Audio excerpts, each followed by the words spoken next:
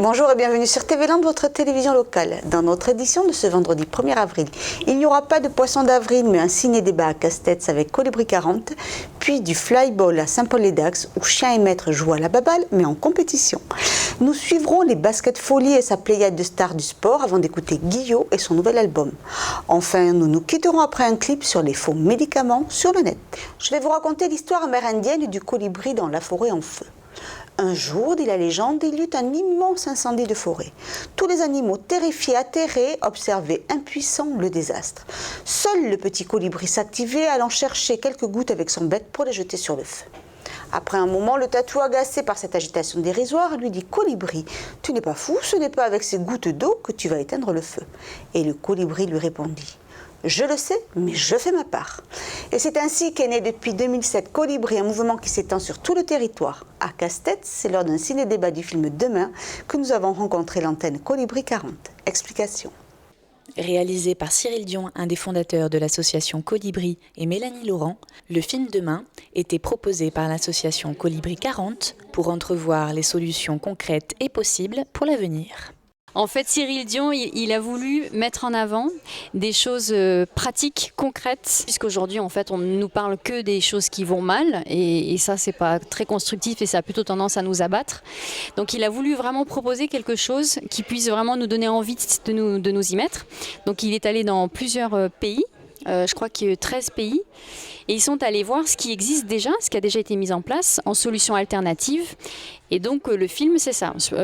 Alors fait sur différents chapitres, 5 chapitres, où on parle d'énergie, d'alimentation, d'économie, démocratie, éducation. Voilà, et donc il aborde tous ces sujets, mais en présentant les solutions, ce qui se fait dans d'autres pays, en Inde, dans les pays du Nord, aux États-Unis. En Angleterre, voilà. Et donc c'est extrêmement positif et on ressort de là avec des clés en main pour agir et pour changer les choses, voilà. C'est la 3e fois que je viens le voir, donc je dois avoir besoin de retenir beaucoup plus encore. C'est l'éducation, moi, qui m'interpelle, parce que je suis encore dans le milieu et je me dis que peut-être je ferai quelque chose. Très intéressant, c'est certain, hein, de toute façon. Hein. C'est vrai que c'est une mentalité qu'il faudrait qu'on comprenne et comme ils nous ont dit, c'est notre responsabilité à tous et ça, il faut qu'on en soit conscient et ça, c'est pas difficile. C'est de la volonté, c'est tout. L'association Colibri, je ne la connaissais pas, donc je l'ai découverte. L'idée est excellente, et locale, bon, mais par contre, on voit bien que la difficulté ensuite qu'il y a de passer de la discussion à la pratique. Bon, les associations comme Colibri, ça doit pouvoir y aider. L'essentiel, je crois qu'effectivement, ça crée du lien. Et quand on est là tous ensemble, on se tape du coup, on dit bon alors, on fait quelque chose ensemble, quoi. Ça, c'est bien. Récompensé par un Oscar, le film est riche en informations, mais plus que de simples messages, ce sont des valeurs que l'association Colibri 40 a souhaité partager avec le public. Colibri, au départ, le constat, c'est de dire qu'il n'y a qu'une planète qui est magnifique et qui est limitée. Et au rythme où tous les hommes consomment, gaspillent l'énergie de cette planète, on va dans le mur. Donc l'idée, c'est de dire il faut qu'on change et qu'on se prenne en main tous ensemble pour trouver des solutions. En fait, l'idée, c'est vraiment des citoyens qui ont juste envie de vivre autrement et donc ensemble, avec les idées qu'on a, de les proposer même à certains élus pour travailler ensemble. Mais il n'y a aucun accent politique. On n'est pas non plus, on se considère pas comme des militants non plus. C'est vraiment une envie de vivre différemment et de consommer différemment, de penser différemment. Concrètement, en fait, on fait du lien. On fait du lien entre les gens, on propose des actions, des événements, par exemple la projection de films.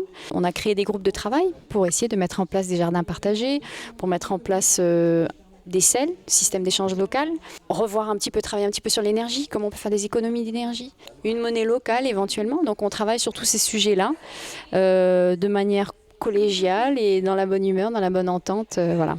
On veut vraiment remettre l'homme au centre de tout et arrêter avec l'argent. L'homme au centre de tout et surtout le respect de la vie, le respect de la nature, du vivant. Voilà. Et quand on est vraiment positionné comme ça, tout ce qu'on voit dans le film a du sens. Et on a vraiment envie du coup de s'investir et là on rentre vraiment dans l'action. Demain sortira bientôt en DVD, mais vous pouvez vous joindre au Colibri dès aujourd'hui. Nous partons maintenant à Saint-Paul-et-d'Aix pour une compétition amicale de flyball. Le flyball, qui est aux activités canines, ce que les courses de relais sont à l'athlétisme. Un sport d'équipe et un grand moment de partage. Regardez. Très répandu en Amérique du Nord, le flyball est peu développé en France. Pourtant, la discipline est autant ludique que sportive. Le but est de sauter 4 haies, de récupérer une balle dans un lanceur et de repartir le plus vite possible vers son maître, d'où sera lancé un autre chien. Une des principales difficultés déjà est de prendre le départ au bon moment, puisqu'on a un juge qui va faire un décompte, 3, 2, 1, 0. Donc il faut dans un premier temps que le chien parte au bon moment. Il faut que le chien exécute son allée le plus vite possible, aille récupérer sa balle et surtout revienne vers son maître, balle en gueule, toujours le plus vite possible. Et à ce moment-là, une autre difficulté arrivera, le croisement des 2 chiens. La discipline se pratique avec toute race de chiens, par équipe de 2, 3 ou 4.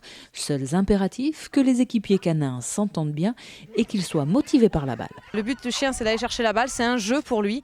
Donc il faut d'abord travailler la boîte, le lanceur, où est positionnée la balle.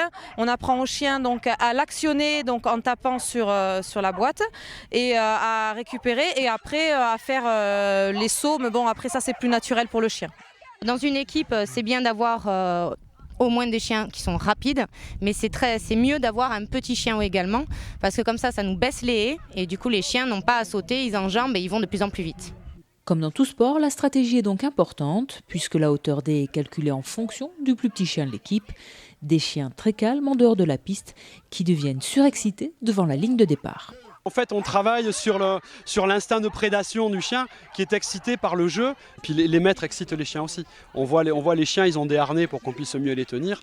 De manière, ils savent très bien quand ils voient le lanceur, quand ils voient la balle, ils savent très bien qu'ils vont partir, qu'ils vont jouer.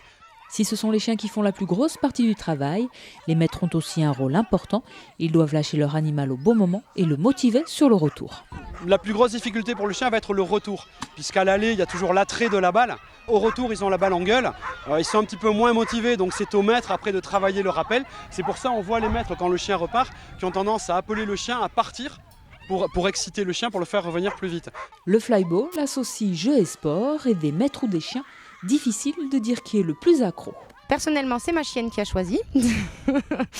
Elle préfère ça à l'agility. Donc, comme elle a de suite compris le jeu, en fait, voilà, on a continué là-dedans et elle s'éclate. Et puis moi, finalement aussi, donc on continue. C'est le sport d'équipe, le fait qu'on soit tous ensemble, parce que l'agility, c'est quand même assez individualiste. Ma chienne est vachement motivée sur le jeu de balle, donc je l'ai mis sur le fly. Et elle fait aussi de l'agility avec la même motivation. Je voulais rajouter que c'est une discipline ouverte à tous, peu importe l'âge et la mobilité de la personne. Les personnes handicapées peuvent participer puisque c'est le chien qui court et de même pour les personnes âgées. C'est une discipline qu'on peut partager à n'importe quel âge avec n'importe quel chien. Cet après-midi de flyball s'est achevé par la victoire de l'équipe Fly Ally d'Anglet en compétition à 2 chiens. Dans le relais à 4, Saint-Paul s'est illustré sur son terrain avec 2 équipes en finale, la victoire revenant à l'équipe 2. À Eugas à Pâques, il y a la chasse aux œufs dans les jardins, mais il y a aussi et surtout Basket Folie, un événement qui rassemble chaque année des sportives et sportifs français de haut niveau pour un match de gala au profit du Black, le Basket L'Œil Adour Club. Un rendez-vous devenu incontournable tant pour les amateurs de sport que les sportifs eux-mêmes qui reviennent chaque année avec plaisir. Cette année encore, la salle de La Fougère à Eugas a accueilli un beau parterre de sportifs et avec une ribambelle de titres nationaux, européens, mondiaux et de médailles olympiques. Une trentaine de champions de hand, de basket, de rugby, d'athlétisme, de judo, de volley, de natation synchronisée et de sauvetage côtier étaient présents pour le match des VIP. C'est une grosse fête. C'est quand même toujours étonnant de voir autant de sportifs de tout horizon se réunir dans un on va dire un beau petit village globalement. Et c'est toujours amusant, on a pris beaucoup de plaisir et j'espère que les gens sont bien amusés avant que la fête commence. J'ai eu l'opportunité de venir au moins 6-7 fois. C'est vrai qu'à chaque fois qu'on a l'occasion de venir, on vient avec grand plaisir parce qu'on sait que le Basket Folie, au-delà de matchs de basket, de retrouver cette ambiance-là, mais c'est surtout la convivialité de retrouver tous les amis, c'est-à-dire des nouveaux amis qui débarquent pour la première fois. On sent qu'ils ont la facilité de s'intégrer et c'est surtout donner un peu une bonne satisfaction et prendre du plaisir, surtout qu'on peut donner les gens qui viennent nous encourager. C'est un spectacle qu'on peut leur produire. Et du spectacle, il y en a eu sur le terrain, entre le dunk du volleyeur Dominique Daquin,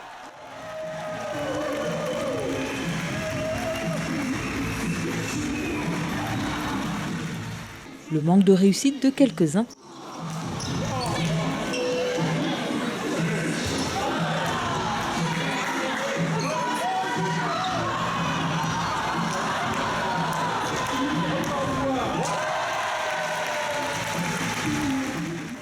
et des techniques hasardeuses, les sportifs ont fait le show en toute décontraction. Bon, c'était génial, c'est juste du partage, de la convivialité. Pour nous sportifs, on n'a pas toujours non plus l'habitude de se voir régulièrement en sport différent, donc c'est une joie de partager des moments comme ça. Et puis là, avec le public, je trouve ça génial parce qu'ils rentrent tout le temps, enfin, ça bouge. Les règles, on s'en fiche un peu, celui qui gagne ou qui perd, on s'en fiche, c'est vraiment, on s'amuse, on échange, il y a du show. Et des petits du club ou pas du club, n'importe qui peut tester aussi le basket, c'était génial, enfin, je trouve ça vraiment très très sympa. C'est comme ça normalement. Là on est bien, et en fait là on va changer celle qui se fait interviewer, et tac, il va falloir monter comme ça parce que... Virginie Dedieu et Emeline Nendon, nouvelles venues cette année, se sont rapidement intégrées au sein de la famille Basket Folies. À la mi-temps, elles ont même fait étal de tout leur talent.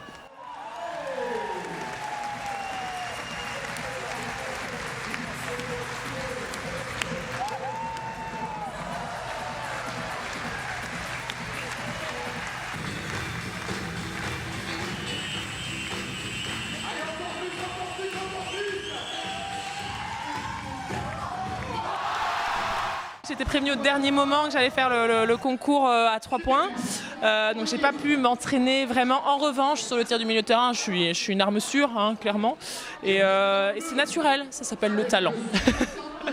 Non, voilà, je tiens à présenter mes excuses parce que je suis clairement pas une shooteuse à 3 points, mais je me suis éclatée, je pense que le public s'est éclaté et c'est l'essentiel. Voilà. Une fois encore, les Basket Folies ont tenu toutes leurs promesses, avec des sportifs aussi talentueux que généreux, et beaucoup de bonne humeur et de convivialité.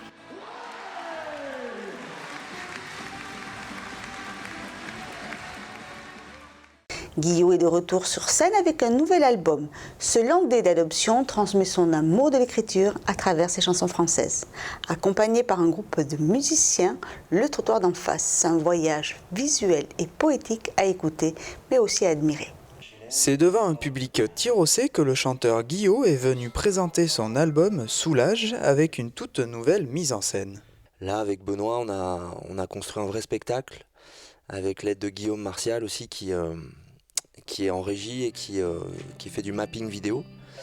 Donc le set est agrémenté d'images qui sont sur scène, projetées sur un décor à côté de nous.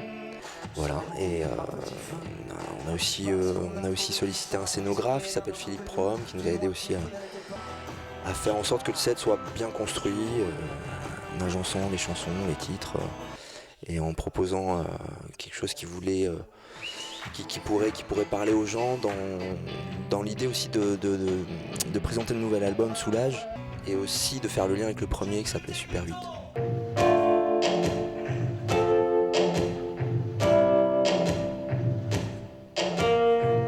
Manteau blanc de mousseline, la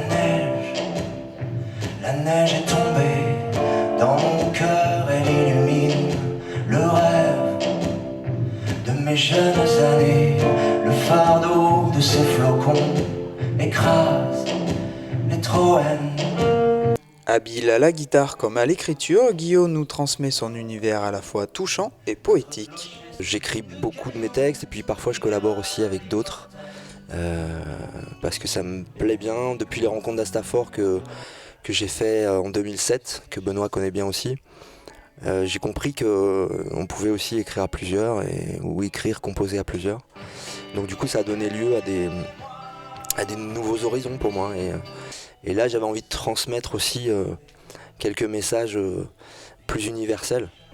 Donc il y a sur l'album des chansons assez engagées aussi qui parlent de Gandhi, de la fabrication des biens de consommation à l'étranger. C'est à la fois léger, à la fois aérien, et en même temps, si on écoute bien les paroles, il y a quand même pas mal de choses à retenir, j'espère. Toujours au soleil, toujours à sa place, toujours à la terre. Des fleurs et des hommes et des fleurs.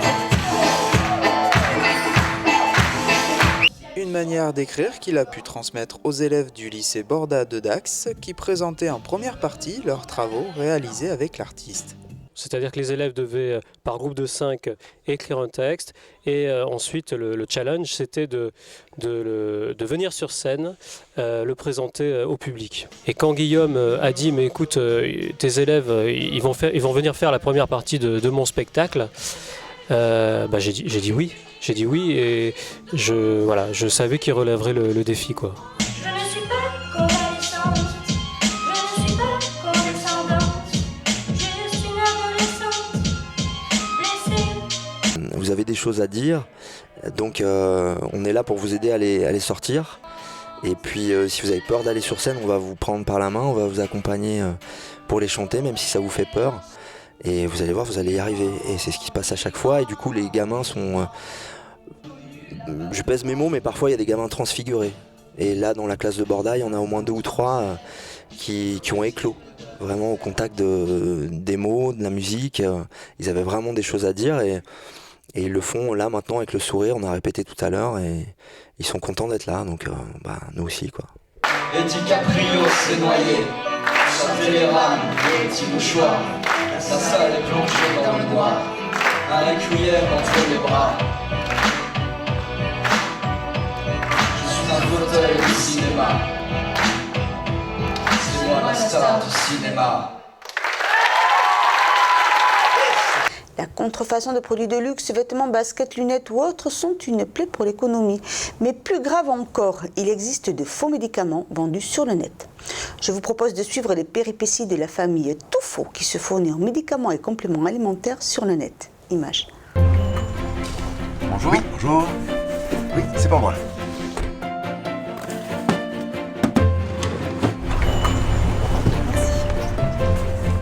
Petite signature.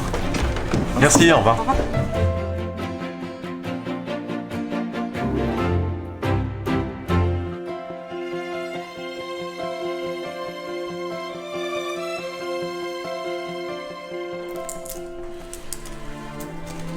Salut maman. Salut papa.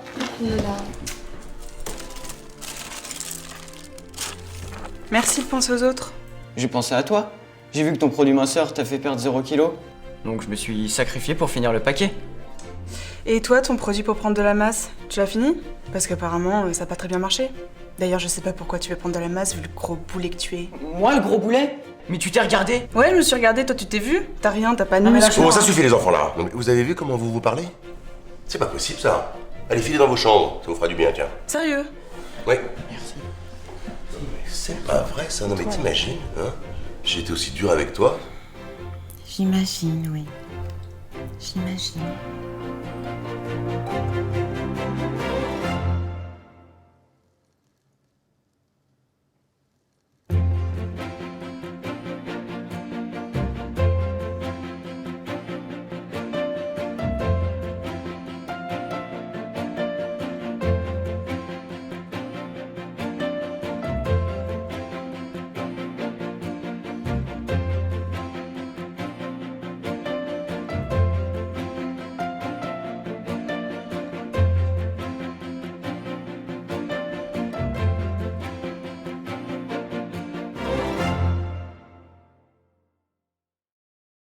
Voilà, cette édition s'achève. Je vous remercie de votre fidélité.